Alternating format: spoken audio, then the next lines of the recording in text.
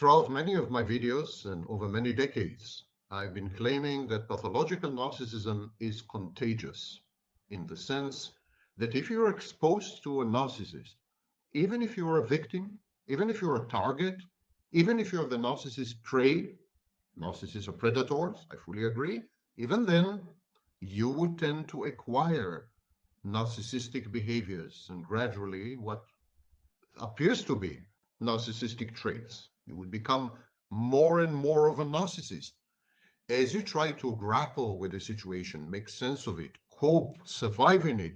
You are likely to become a replica, a clone, an image, a reflection of the very abuser, aggressor, and narcissist who is making your life hell.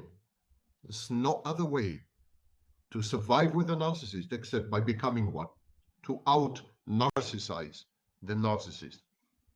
And the thesis of today's video is that the victim develops a transient version of the false self, kind of imaginary friend and protector on the other hand, on the one hand, and something which allows the victim to placate the abuser, to cater to the abuser's demands, expectations, and psychological needs.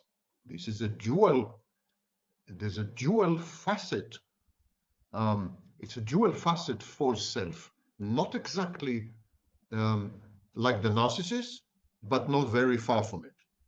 Today, we're going to discuss the psychogenesis, the etiology of this particular variant of the false self that the victim develops when she is exposed, or he is exposed, repeatedly to narcissistic abuse. My name is Sam Vaknin. I'm the author of the first book ever on narcissistic abuse, Malignant Self-Love, Narcissism Revisited, and I'm a professor of psychology. The victim develops a transient false self as an imaginary friend and a transitional object in order to protect against the aggressor or abuser and to placate him. This is the thesis, and now let's break it down. In 1995, I've written the following text: unpredictability and uncertainty, intermittent reinforcement. The abuser acts unpredictably, capriciously, inconsistently, arbitrarily, and irrationally. This serves to render other people dependent upon the next twist and turn of the abuser, his next inexplicable whim, upon his next outburst, denial, or smile. Withholding of sex, affection, care, empathy, and other passive-aggressive behaviors, such as silent treatment, are integral to this variant of abusive conduct. I continue to say in the text, the abuser makes sure that he or she is the only reliable element in the lives of his so-called nearest and dearest, by shattering the rest of their world through his seemingly insane behavior.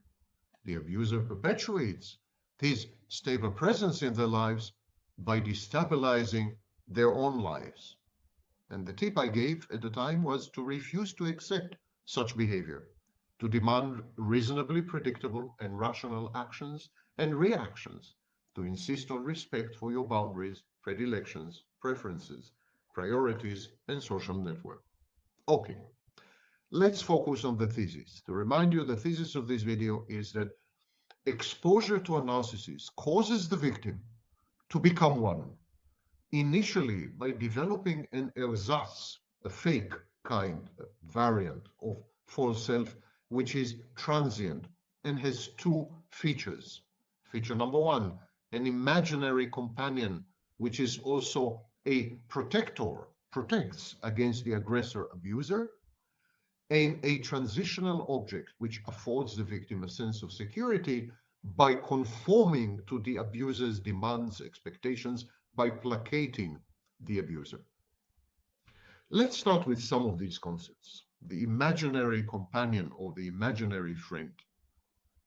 The imaginary companion is a piece of fiction, fictitious person, but it doesn't need to be a person. Children, for example, regard certain animals or certain objects as imaginary companions or imaginary friends, and this could proceed well into adolescence. But adults usually invent, conjure up, imagine a friend or a companion which is another person, usually another adult. The individual endows the imaginary companion by giving it a name, talking to it, sharing feelings with it, pretending to play with it, and sometimes using the imaginary companion as a scapegoat for their own misdeeds. The phenomenon is considered to be an elaborate but common form of what we call in clinical psychology symbolic play. This is also known as the invisible playmate. Of course, now with the emergence of artificial intelligence companions, these imaginary friends, these imaginary companions, these invisible playmates, they're likely to become much more common. And I think artificial intelligence is going to become a major strategy of coping with abuse.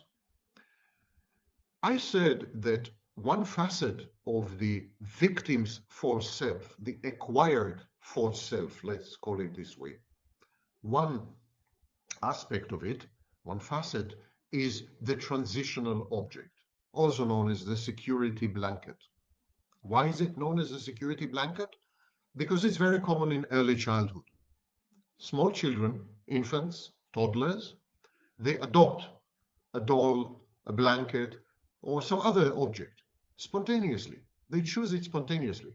And from that moment on, the child uses it to ease anxiety of separation insecurity, from the first external object, which usually is the mother.